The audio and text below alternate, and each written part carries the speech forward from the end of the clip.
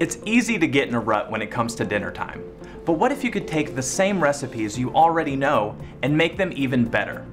The tips I'll show you in this recipe can make every weeknight dinner better and more delicious. Searing is a really basic cooking skill where you cook food, usually meat or poultry or seafood, at a high temperature until it develops a crust. Think of it like caramelization, except instead of browning sugar, you're browning protein.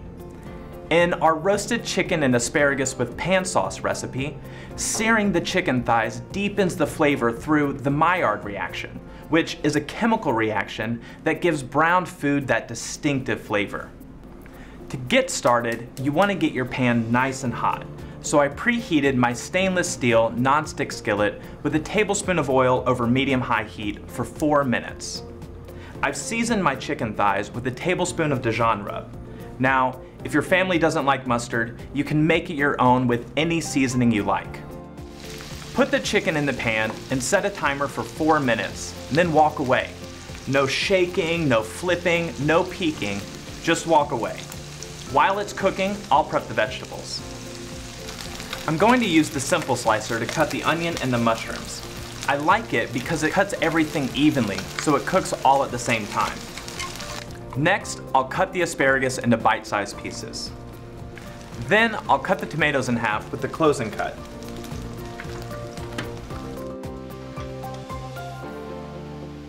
Now I'm going to remove the chicken from the pan and add the mushrooms, the onions, the garlic, and salt to make my pan sauce. Look at these brown bits in the pan. It's called fond. It's what's left in the pan after you sear.